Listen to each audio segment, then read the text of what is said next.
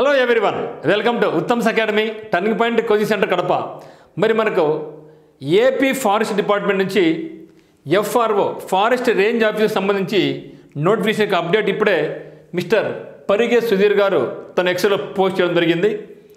మరి సార్ ప్రకారం these are the following notifications that are scheduled to be tentatively released by the end of this week అన్నారు. అంటే ఈ యొక్క week చివరిలో ఈ నోటిఫికేషన్ రాబోతున్నాయి ఏపీ బేస్ నుంచి. అందులో ముఖ్యంగా మనందరం ఎక్కువ కోరుకునేది ఏమంటే FRO, so forest range officer సంబంధించి నోటిఫికేషన్ రాబోతూ ఉంది. దీంతో పాటుగా మళ్ళీ మనకు ఎఫ్ఎస్ఓ ఉంది, ఫారెస్ట్ సెక్షన్ ఆఫీసర్ ఉంది, ఎఫ్బిఓ ఉంది, ఏబిఓ కూడా ఉంది.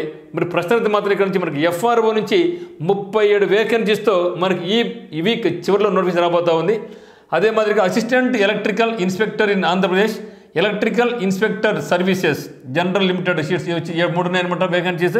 మరి forest range officer in Andhra Pradesh forest service నుంచి మనకు జోనల్ వైజ్ ప్రకారం 37 పోస్టులు రాబోతున్నాయి. Assistant statistical officer in Andhra Pradesh economics and statistical sub service నుంచి మనకు 5 పోస్టులు రాబోతున్నాయి. ఫిషరీస్ డెవలప్మెంట్ ఆఫీసర్ నుంచి మనకు 4 పోస్టులు రాబోతున్నాయి. మరి అయితే ఇక్కడ ఈ వీడియోలో మనం ఎఫ్ఆర్ఓ గురించి మనం మాట్లాడకపోతున్నాం. ఎఫ్ఆర్ఓ ఫారెస్ట్ రేంజ్ ఆఫీసర్కి అప్డేట్. మరి ఇక్కడ మనకు క్వాలిఫికేషన్ ఏముండాలి, ఎగ్జామినేషన్కి ప్యాటర్న్ ఏ విధంగా అయితే ఉండబోతుంది అనేది ఇక్కడ చూస్తాం. మరి ఇక క్వాలిఫికేషన్ ఏముండాలంటే ఎఫ్ఆర్ఓకి ఫారెస్ట్ రేంజ్ ఆఫీసర్ చాలా ఎక్సలెంట్ జాబ్. ఇది రేంజ్ ఆఫీసర్ని చాలా ఎక్సలెంట్గా ఉంటుంది. మనకు మంచి శాలరీతో పాటుగా సొసైటీలో ఒక మంచి పేరు మనకు కూడా ఉంటుందన్నమాట. మరి దీనికి ఎవరు అప్లై చేసుకోవచ్చు అంటే డిగ్రీ. సో డిగ్రీలో అగ్రికల్చర్ బీఎస్సీ కానీ, బాటనీ కానీ, కెమిస్ట్రీ కానీ, కంప్యూటర్ సైన్స్, కంప్యూటర్ అప్లికేషన్స్ కానీ, తర్వాత ఎన్విరాన్మెంటల్ సైన్సెస్ కానీ, ఫారెస్ట్రీ కానీ, జియాలజీ కానీ, హార్టికల్చర్ చేసిన వాళ్ళు కానీ, మ్యాథమెటిక్స్ ఉన్నా, డిగ్రీలో ఫిజిక్స్ ఉన్నా, స్టాటిస్టిక్స్ ఉన్నా, వెటనరీ ఉన్నా, జువాలజీ ఉన్నా, ఇది ఏది ఉన్నా కూడా డిగ్రీలో మీరందరూ కూడా అప్లై చేసుకోవచ్చు. అదే మాదిరిగా మరి ఇంజనీరింగ్ వాళ్ళకి లేదా సార్ అనుకోవచ్చు మీరు, ఇంజనీరింగ్ వాళ్ళు కూడా ఉన్నాయి మిత్రమా. సో మరి ఇంజనీరింగ్ వాళ్ళకి ఏమున్నాయి అంటే ఇంజనీరింగ్ వాళ్ళకు engineering in agriculture, engineering in chemical engineering, civil engineering, computers engineer and electrical engineering, electronics engineering and mechanical engineering, వీళ్ళందరూ కూడా ఈ యొక్క ఎఫ్ఆర్ఓకి అప్లై చేసుకోవచ్చు. ఇవి అర్హతలన్నీ కూడా ఏ ఉన్నా కూడా మనం అప్లై చేసుకోవచ్చు. మరి కంప్లీట్ డీటెయిల్స్ వచ్చిన తర్వాత, అఫీషియల్ వచ్చిన తర్వాత నేను మరొకసారి వీడియో మీకు చేయడం జరుగుతుంది. ఇది వచ్చేసి మనకు లాస్ట్ ఇయర్ బేస్ అంటే లాస్ట్ టైం నోటిఫికేషన్ బేస్ చేసి చెప్పడం జరుగుతుంది అనమాట. మరి ఏజ్ ఎంత ఉండాలంటే 8 నుంచి 30 ఏళ్ళు ఉండాలి.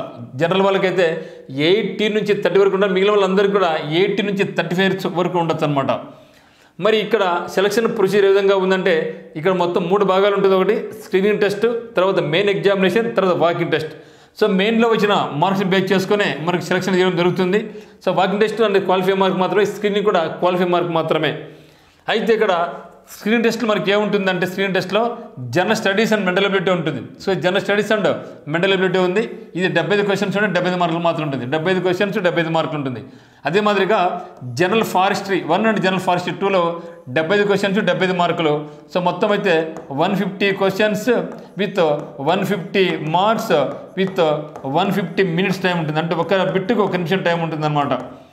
సో మొత్తం మీద అయితే మొత్తం general studies and mental ability 75 క్వశ్చన్లు, జనరల్ ఫారెస్ట్రీ 1 and 2 వచ్చేసి 75 క్వశ్చన్లు 75 మార్కులు ఉంటుంది.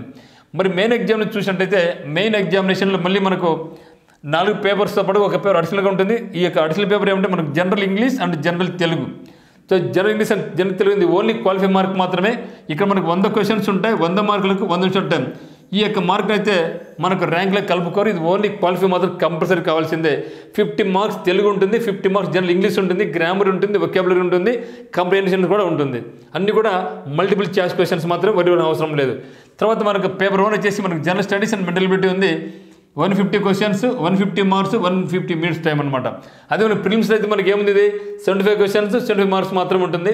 కానీ ఇక్కడ మనకు 150 questions with 150 marks with 150 minutes time ఉంటుంది. తర్వాత పేపర్ 2 వచ్చేసి మనకు మ్యాథమెటిక్స్ ఉంటుందండి.